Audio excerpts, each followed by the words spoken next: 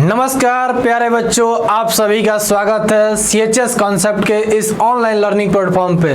अगर अभी आप क्लास 9 CHS का तैयारी कर रहे हैं और आपका सपना है CHS स्कूल में पढ़ने का, तो आपके इस सपने को साकार करने के लिए हम आ गए हैं एक कंप्लीट सिलेबस के वीडियो के साथ। इस वीडियो में हम लोग देखेंगे कि क्लास 9th का हमारा एग्जाम पैटर्न क्या है, एग्जाम पैटर्न के साथ साथ क्लास 9th में कौन कौन से सब्जेक्ट पूछे जाते हैं और किस तरह पूछे जाते हैं, कितने क्वेश्चन आते हैं, इन सभी चीज़ों के बारे में डिटेल्स हम लोग देखेंगे। तो इसके लिए सबसे पहले आपको पता होना चाहिए कि CHS में कौन कौन से सब्जेक्ट पूछे जाते हैं और कितने मार्क्स का होता है। तो CHS में हमारे पास टोटल 5 सब्जेक्ट हैं। CHS में टोटल हमारे पास 5 सब्जेक्ट हैं। कितने सब्जेक्ट हैं? टोटल 5 सब्जेक्ट हैं।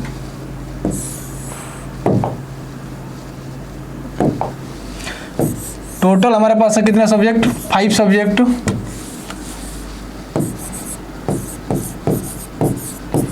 कौन कौन से सब्जेक्ट हैं? 5। तो हमारे पास 5 सब्जेक्ट में पहला सब्जेक्ट जो है हिंदी, दूसरा सब्जेक्ट इंग्लिश,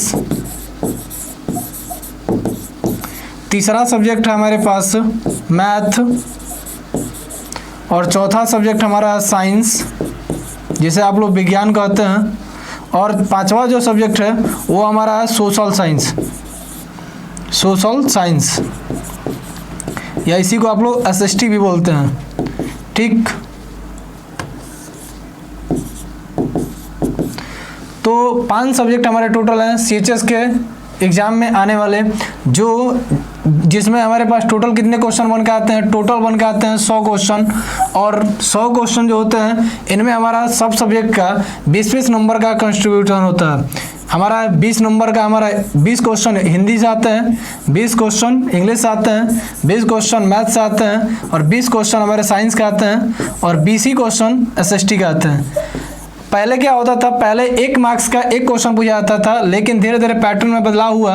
अब 1 क्वेश्चन 3 मार्क्स का पूछा जा रहा है। 1 क्वेश्चन 3 मार्क्स का पूछा जा रहा है और 3 मार्क्स के पूछने जाने के साथ साथ आपको पता होगा कि इसका जो एग्ज़ाम टाइमिंग है, एग्ज़ाम टाइमिंग आपका क्या है? 2 आवर। मतलब 100 क्वेश्चन सॉल्व करने के लिए आपको 120 मिनट दिए जाएंगे। 100 क्वेश्चन सॉल्व करने के लिए आपको 120 मिनट दिए जाएंगे। साथ ही इसका एग्ज़ाम सेंटर जो होता है वो हमेशा कहाँ रहता है? बनारसी। ठीक, इसका जो एग्ज़ाम सेंटर होता है वो कहाँ रहता है? बनारस में। ठीक, साथ ही ये एक चीज़ देख लीजिएगा आप लोग कि इस CHS के CHS के जो हमारे पास टोटल एग्जाम आने वाले सब्जेक्ट है वो कितने हैं? 5। एक हिंदी है, एक इंग्लिश है, एक मैथ है, एक साइंस है और एक सोशल साइंस है। सबसे कितने कितने क्वेश्चन पूछे जाते हैं? तो सबसे 20-20 क्वेश्चन पूछे जाते हैं। टोटल क्वेश्चन पूछे जाते हैं 100 और 1 क्वेश्चन आता है आपके पास 3 मार्क्स का। और कभी कभी पहले क्या होता था? पहले आता था यह 1 मार्क्स का। ठीक, और एग्जाम में टाइमिंग मिलता है आपको 2 आवर और इसका एग्जाम सेंटर कहाँ रहता है? बनारस। अब हम आगे बात करेंगे कि इसके लिए कोई सेपरेट बैच है हम लोग का, तो इसके लिए हम लोग का सेपरेट बैच एक आया हुआ है। ऐसे आप देख सकते हैं। ठीक, श्योर सिलेक्शन बैच। इस श्योर सिलेक्शन बैच में हम आपकी क्लास 9th की संपूर्ण तैयारी कराएंगे। इस श्योर सिलेक्शन बैच में अगर आप क्लास 9th वाले हैं तो आपकी संपूर्ण तैयारी कराई जाएगी, और क्लास आप 11th वाले हैं या बायो ग्रुप वाले हैं या मैथ ग्रुप वाले हैं या कॉमर्स ग्रुप वाले हैं, किसी भी ग्रुप वाले हैं, तो आपकी संपूर्ण तैयारी कराई जाएगी हमारे इस श्योर सिलेक्शन बैच में। साथ ही अब हम देखेंगे आगे कि इसका कंप्लीट सिलेबस क्या है। कंप्लीट सिलेबस में हम आपको बताएं कि आपके पास कितने टोटल सब्जेक्ट हैं। टोटल आपके पास है 5 सब्जेक्ट। तो इन 5 सब्जेक्ट में हमारे पास सबसे पहला सब्जेक्ट आता है इंग्लिश। इंग्लिश का कंप्लीट सिलेबस का है। तो इंग्लिश में हमसे 2 चीज़ पूछा जाएगा। पहला पूछा जाएगा हम लोगों से ग्रामर। पहला पूछा जाएगा हम लोगों से ग्रामर। ठीक, पहला पूछा जाएगा हम लोगों से ग्रामर। तो ग्रामर पूछा जाएगा और ग्रामर के साथ साथ क्या पूछा जाएगा हम लोगों से? वोकेब। दोनों चीज़ पूछे जाएंगे हमसे, ग्रामर भी पूछे जाएंगे और वोकेब। तो ग्रामर और वोकेब दोनों से मिलके है। तो ग्रामर में पहला हम लोग का जो चैप्टर पूछा जाएगा, पहला चैप्टर हमारा है पार्ट ऑफ स्पीच। अब पार्ट ऑफ स्पीच क्या होता है इसके बारे में सबको पता होता है कि पार्ट ऑफ स्पीच जो होता है बेसिक हम लोग जब ग्रामर पढ़ना शुरू करते हैं, जिसमें हमारे पास टोटल 8 चीज़ें आती हैं। Noun, pronoun, adjective, verb, adverb, फिर एडवर्ब के बाद प्रीपोजिशन, कंजक्शन, इंटरजेक्शन, इन सारी चीज़ों के बारे में हम लोग पढ़ते हैं पार्ट ऑफ स्पीच में। इनसे क्वेश्चन किस तरह पूछा जाता है, तो एक सेंटेंस देगा और उस सेंटेंस में कोई एक वर्ड देगा और पूछेगा कि इसमें कौन सा वर्ड नाउन है, इसमें कौन सा वर्ड हमारा प्रोनाउन है, इस टाइप करके क्वेश्चन पूछेगा। साथ ही जो अगला पूछता है हमसे आर्टिकल पूछता है, फिलिंग द ब्लैंक्स में करके पूछेगा आपसे कि यहाँ पे उपयुक्त आर्टिकल कौन सा आएगा, यहाँ ए आएगा, दो आएगा, एन आएगा, क्या चीज आएगा, यहाँ से आपसे आर्टिकल पूछता है। आपको पता होगा आर्टिकल दो टाइप के होते हैं, एक डेफिनिट आर्टिकल, एक इनडेफिनिट आर्टिकल। तो अलग अलग चीजों के बारे में हम लोग डिटेल से पढ़ेंगे आगे। फिर तीसरा चैप्टर हमारा पूछता है सिंगुलर प्लूरल, जैसे कोई भी सिंगुलर है तो उसको प्लूरल कैसे बना सकते हैं आप लोग, जिसे बॉय है तो बॉय को किसे प्लूरल बना सकते हैं, कोई भी चीज को सिंगुलर से प्लूरल कैसे बनाया जा सकता है, ये प्लूरल से सिंगुलर कैसे बनाया जा सकता है, इसके बारे में पूछा जाता है आपसे। जेंडर आपसे पूछा जाता है, जेंडर आपको पता होंगे कि जेंडर क्या होते हैं, masculine gender, feminine gender, common gender, neutral gender. Masculine gender क्या होता है, जिससे मेल जाति का बोध होता है, फेमिनिन का मतलब जिससे स्त्री जाति का बोध हो, जिससे फीमेल का बोध हो, न्यूट्रल का होता है, कॉमन क्या होता है जो दोनों में कॉमन होता है। जैसे आप लोग कॉमन में देखे होंगे डॉक्टर होते हैं जो कॉमन में आता है, टीचर्स होते हैं, डॉक्टर्स होते हैं, ये सब कॉमन से में आते हैं।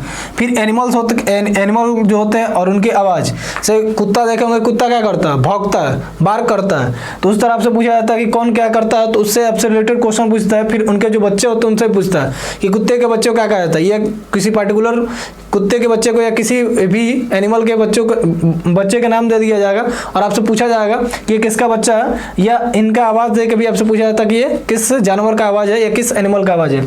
साथ ही इसमें पूछता है आपसे वर्ब फॉर्म। वर्ब फॉर्म का मतलब क्या होता है, आप लोग इसे मान लीजिए कोई वर्ब ले लीजिए, जैसे गो ले लिए, तो गो का आपको पता होगा कि इसके पास फॉर्म होते हैं बहुत सारे। जैसे गो का सेकेंड फॉर्म आपको पता होगा क्या होता है, वेंट। इसका थर्ड फॉर्म क्या होता है, गॉन। इसका हम लोग फोर्थ फॉर्म देखते हैं तो क्या हो जाता है, गोइंग। जिसमें आईएनजी वाला फॉर्म होता है उसको फोर्थ फॉर्म बोलते हैं। ये इसको हम कैसे बनाते हैं, तो वर्ब के फर्स्ट फॉर्म है आईएनजी जोड़ के, ठीक। साथ ही साथ जो फिफ्थ फॉर्म आता है जिसमें हम लोग क्या करते हैं, इसको सिंगुलर बनाते हैं, तो ये होता है हमारा गोज। तो वर्ब के फॉर्म मेनली कितने होते हैं, जो वर्ब का फॉर्म होता है मेनली होते हैं 3 फॉर्म के, फर्स्ट, सेकेंड और थर्ड। लेकिन अगर देखेंगे तो ये कितने होते हैं हमारे पास, 5। जिससे गो हमारा है तो गो का हमारा हो गया गो, वेंट, गॉन, गोइंग, गोज, ठीक। ये इसका मेन फॉर्म है वर्ब का फर्स्ट फॉर्म, ये सेकेंड फॉर्म, ये थर्ड फॉर्म, ये फोर्थ फॉर्म। आईएनजी वाले फॉर्म को फोर्थ फॉर्म भी बोला जाता है। और ये बनता कैसा है, तो वर्ब के फर्स्ट फॉर्म है आईएनजी से। तो इसको आपसे पूछा जाएगा क्वेश्चन, कोई दे के पर्टिकुलर पूछा जा सकता है। साथ ही आगे देखेंगे इंग्लिश में आपसे क्या पूछेगा, आगे इंग्लिश में आपसे पूछता है प्रीपोजिशन, कि प्रीपोजिशन क्या होता है, कहाँ यूज किए जाते हैं। फिर figure of speech, figure of speech आप लोग जानते होंगे, सिमली होता है, मेटाफर होता है, ठीक, पर्सोनिफिकेशन होता है, एस्ट्रोफी होता है। सर आप लोग शॉर्ट में कहीं याद हो किए होंगे शैम्पू के नाम से, ठीक। शैम्पू का मतलब सिमली, मेटाफर, ठीक, बहुत सारी चीज़ें आती हैं। तो उन सभी चीज़ों के बारे में हम लोग देखते हैं। सेंटेंस आप लोग कहीं जानते होंगे कि सेंटेंस आपके पास मुख्यतः 5 प्रकार के होते हैं। एक आपका assertive sentence, interrogative sentence, exclamatory sentence, imperative sentence, optative sentence.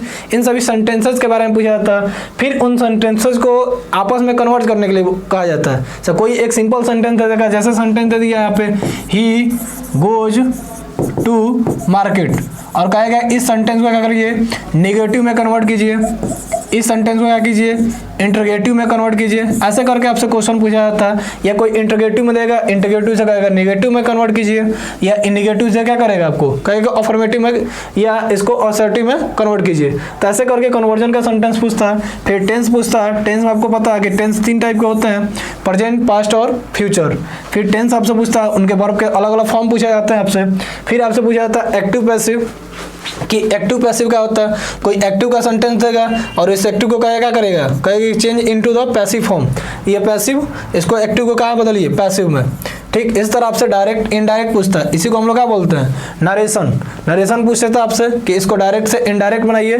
तो इन सभी चीज़ों के बारे में आपसे पूछा जाता है। इसके आगे देखेंगे इंग्लिश में आगे, तो इसके आगे इंग्लिश में आपसे अब वोकेब के पोर्शन पूछा जाता है। वोकेब में जैसे एंट्रोमी पूछा जाता है आपसे, सिनोनिम्स पूछा जाता है, इडियम फ्रेज पूछा जाता है, वन वर्ड सब्स्टिट्यूशन पूछा जाता है। स्पेलिंग एरर आता है कि आपको एक सही स्पेलिंग देगा, उसको कहेगा कि उसको बताइए कि सही स्पेलिंग दे के पूछ सकता है कि इसमें कौन सा वर्ड आना चाहिए, नहीं आना चाहिए। चाहे रॉन्ग स्पेलिंग दे के पूछा जा सकता है आपसे, ये भी हो सकता है। मैंने उसका स्पेलिंग एरर पूछता है, कोई रॉन्ग वर्ड भी दे सकता है, कुछ ऐसा वैसा करके वर्ड देता है, उसको पूछता है आपसे। फिर इसके आगे आप देखेंगे तो आपसे पूछा जाता है सेंटेंस एरर, तो सेंटेंस में कुछ एरर होता है उसको पूछा जाता है। फिर कुछ फेमस बुक होते हैं और उन बुक का नाम देता है और पूछता है कि इनके राइटर कौन है, इनके ऑथर कौन है, ये आपसे पूछा जाता है। तो ये थी कंप्लीट इंग्लिश के सिलेबस। आगे इसी क्रम में हम लोग देखेंगे तो कंप्लीट हिंदी की अब सिलेबस के बारे में बात करते हैं हम लोग कि कंप्लीट हिंदी में क्या क्या पूछता है आपसे एग्जाम में और कौन कौन से चैप्टर से पूछता है। तो सबसे पहले आपसे बेसिक ही पूछा जाता है कि भाषा और व्याकरण क्या होता है। सबसे पहले बेसिक ही पूछा जाता है आपसे कि भाषा और व्याकरण क्या होता है।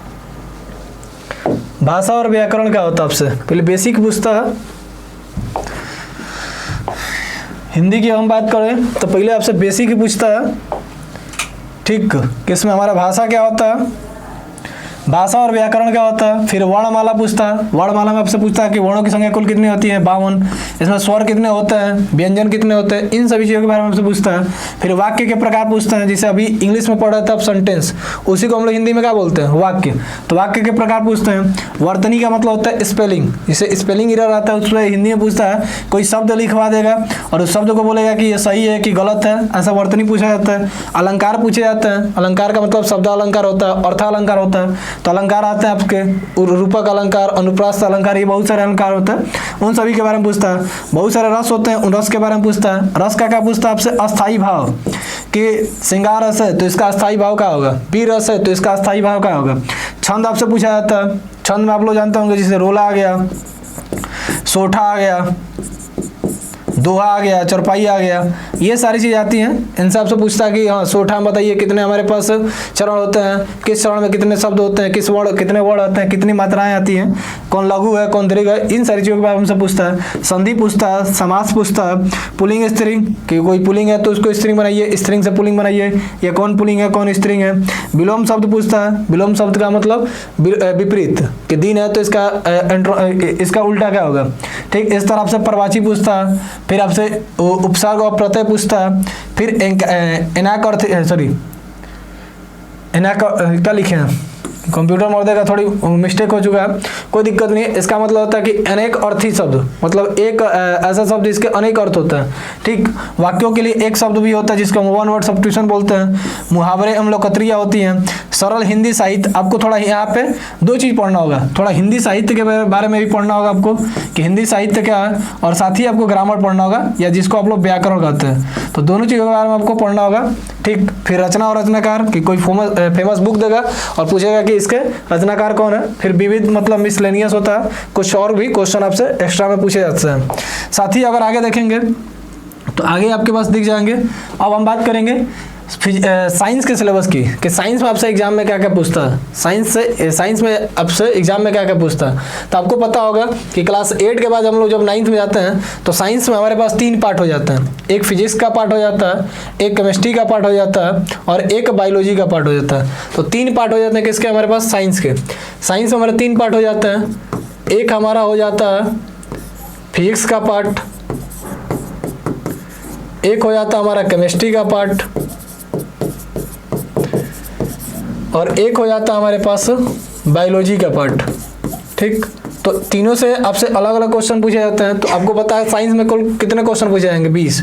तो होता क्या आपके एग्जाम में 6 या 7 क्वेश्चन फिजिक्स के, 6 या 7 क्वेश्चन आपसे बायोलॉजी के, और 6 या 7 क्वेश्चन आपसे केमिस्ट्री के, ऐसे पूछे जाते हैं आपसे एग्जाम में। जैसे फिजिक्स का सिलेबस देखेंगे तो फिजिक्स के सिलेबस में आपको पढ़ना क्या है, फोर्स और प्रेशर, फिर आपको क्या पढ़ना है, फ्रिक्शन, फिर साउंड, इसको हिंदी में भी लिखा गया बल और दाब, घर्षण, ध्वनि, chemical effect of electric current, कि जो केमिकल इफेक्ट होता है इलेक्ट्रिक करंट पे क्या होता है, इलेक्ट्रिक करंट क्या होती है, तो इलेक्ट्रिक करंट किसे कहते हैं, तो आप लोग कहीं पढ़े होंगे आवेश प्रवाह के समय दर को, ठीक। हम क्या कहते हैं, वायु धारा कहते हैं या इलेक्ट्रिक करंट कहते हैं। इसका जो यूनिट होता है वो क्या होता है, एम्पियर होता है। तो आपसे यूनिट से रिलेटेड क्वेश्चन पूछता है, बहुत सारी चीज़ों के बारे में आपसे पूछता है। से आगे देखेंगे तो सम नेचुरल फिनोमेना आपसे पूछता है, कुछ प्राकृतिक घटना के बारे में पूछता है आपसे। फिर लाइट के बारे में पूछता है कि लाइट क्या होती है, फॉर्म ऑफ एनर्जी। लाइट का हमारे पास जो वैक्यूम होता है, जो निर्वात होता है, उसमें हमारे पास इसका स्पीड कितना होता है आपको पता होगा, 3 × 10⁸ मीटर पर सेकेंड। फिर स्टार्स और सोलर सिस्टम के बारे में आपसे पूछता है, ये तो नॉर्मल, या इसके साथ साथ आपसे जनरल साइंस पूछता है, और ये जो नॉर्मल जनरल साइंस में ही बोल सकते हैं कि जनरल साइंस में ही ये भी चीज़ आता है। इसके साथ आगे देखेंगे आगे केमिस्ट्री के आपके पास सिलेबस है, तो केमिस्ट्री में आपसे 5 चैप्टर पूछा जाता है। पहले पूछा जाता है आपसे मैटर के बारे में, जिसे हम लोग क्या लिखे हैं मटेरियल्स, कि मटेरियल्स क्या होता है। तो मैटर्स में आप लोग देखते हैं कि मैटर्स में हमारे पास क्या क्या चीज़ें होती हैं। तो मैटर से देखेंगे कि मैटर्स में तो यहाँ पे 2 चीज़ के बारे में पढ़ना है कि मेटल क्या होता है, नॉन मेटल क्या होता है, और एक और चीज़ होता है जिसे आप लोग क्या बोलते हैं मेटलॉइड, कि मेटलॉइड क्या होता है। फिर आप देखते हैं कि हमारे पास जो सिंथेटिक्स होते हैं, हमारे पास फाइबर्स एंड प्लास्टिक, वो क्या चीज़ होते हैं, ये किस तरह बने होते हैं। ठीक, कोल और पेट्रोलियम क्या होता है, किस तरह बने होते हैं। कंबसन एंड फ्लेम क्या होता है, दहन और जलना क्या होता है, इसी को क्या बोलते हैं, इसी को जलना भी बोल सकते हैं, दहन एवं जलना कि फ्लेम जो होता है, या इसी को आग भी बोल सकते हैं आप लोग, कि ये किस तरह होता है। Population of air and water, ये किस तरह होता है, या sorry pollution of air and water, कि जो हमारे पास वायु और जल का जो प्रदूषण है वो किस तरह होता है, इसको कैसे हम दूर कर सकते हैं। इन सभी चीज़ों के बारे में आपसे केमिस्ट्री में पूछा जाता है। इसके साथ ही हम देखेंगे अगला चैप्टर हमारे पास है बायोलॉजी। ये हम लोग पेड बैच स्टार्ट भी कर चुके हैं पढ़ाना, पेड बैच में पढ़ाया भी जा रहा है, ये चैप्टर स्टार्ट भी हो चुका है। तो इसके साथ साथ तो हमारा फर्स्ट चैप्टर बायोलॉजी का देखेंगे, तो इसमें हमको पढ़ना होता है कि हमारे पास क्रॉप प्रोडक्शन क्या होता है, फिर इसका मेजरमेंट हम किस तरह करते हैं। साथ ही इसमें हम आगे देखते हैं कि माइक्रो ऑर्गेनिज्म क्या होते हैं, जैसे सूक्ष्मदर्शी बोला जाता है, वो किस तरह हमारे लिए फ्रेंड का काम करते हैं, किस तरह हमारे पास शत्रु के लिए काम करते हैं। इन सभी चीज़ों के बारे में पढ़ते हैं। फिर हमारे पास किस तरह हम कन्वर्जन कर सकते हैं, किस तरह हम कन्वर्जन कर सकते हैं प्लांट्स का और एनिमल का, अर्थात इनको किस तरह हम बचा सकते हैं, किस तरह इनको संरक्षित कर सकते हैं। इसके साथ साथ हम देखते हैं आगे कि हमारे पास सेल स्ट्रक्चर क्या होता है और इनके फंक्शन क्या होता है। आपको पता होगा कि हमारे पास जो लाइफ होती है उसकी सबसे छोटी जो फंडामेंटल जो इकाई होती है या फंडामेंटल यूनिट होती है, उसी को हम क्या बोलते हैं सेल।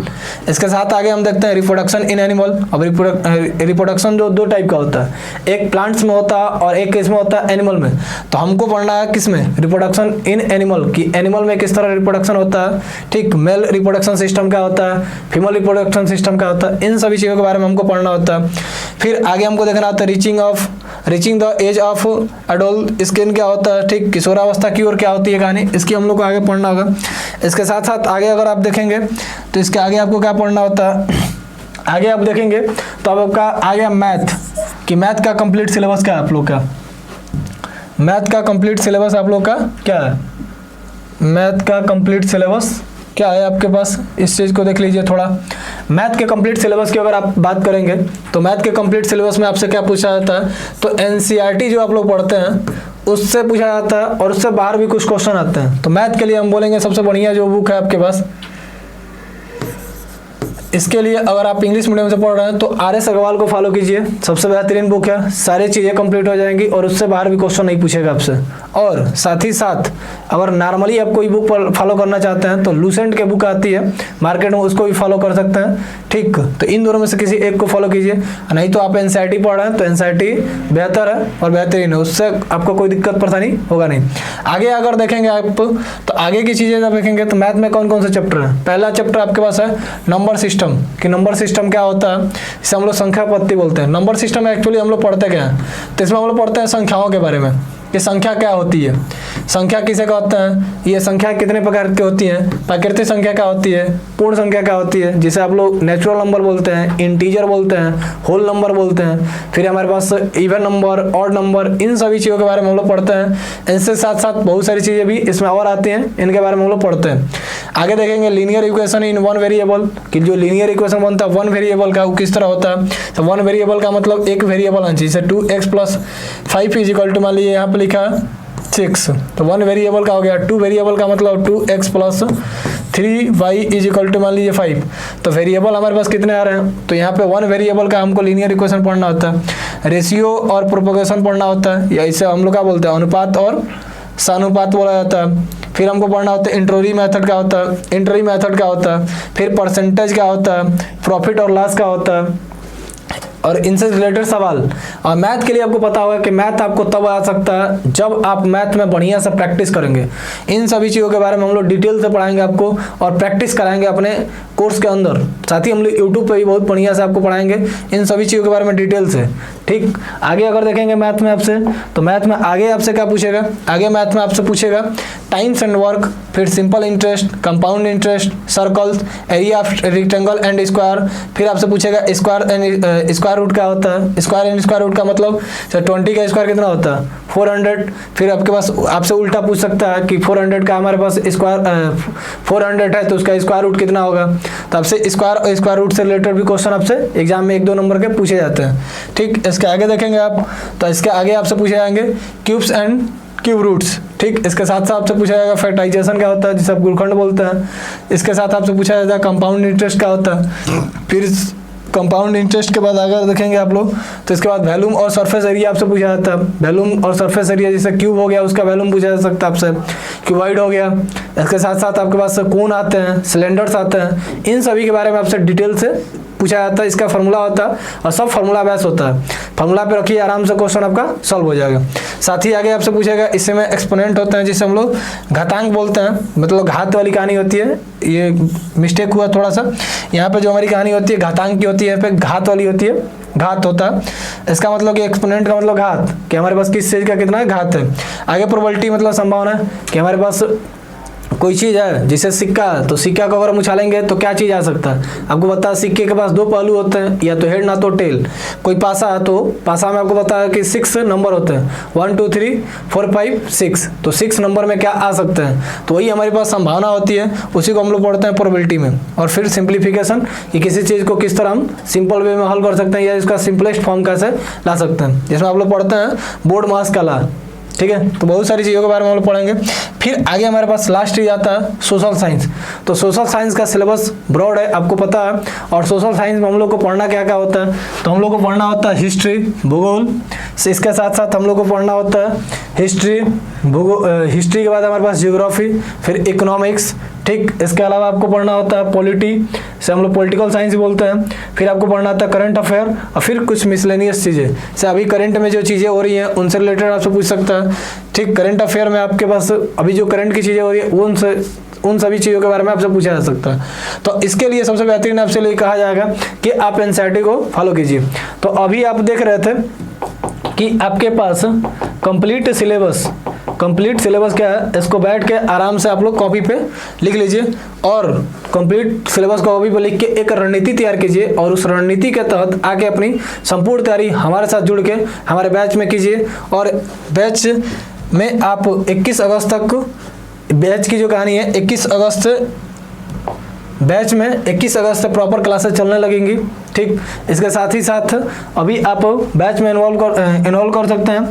इसके लिए आप हमारे प्ले स्टोर से ऐप डाउनलोड कर सकते हैं सीयूटी कॉन्सेप्ट का, और वहाँ सीयूटी कॉन्सेप्ट में जाएंगे तो आपको सीयूटी कॉन्सेप्ट के ऐप में जाएंगे तो आपको फर्स्ट पेज पे ही दिख जाएगा सीएचएस के बैचेज, वहाँ से जाके आसानी से आप परचेस कर सकते हैं। और किसी प्रकार का अगर दिक्कत परेशानी आ रहा है तो आप इस नंबर पे कॉल कर सकते हैं 9651222407। इस नंबर पे कॉल कीजिए। किसी प्रकार की अगर समस्या आती है बैच लेने में, या किसी प्रकार के क्वेश्चन आपके मन में चल रहा हो सीएचएस रिलेटेड, बैच से रिलेटेड, या किसी प्रकार की कोई भी दिक्कत परेशानी हो आप, तो इस नंबर पे आप कॉल कीजिए। आपकी दिक्कत परेशानी को एकदम 100% के साथ दूर किया जाएगा। ठीक, इसी के साथ मिलते हैं हम अगले वीडियो में। सीएचएस के डिटेल सिलेबस के बाद एक एक चीज़ की बात करेंगे अब क्लास 11 के बैच के बारे में, कि क्लास 11 की कहानी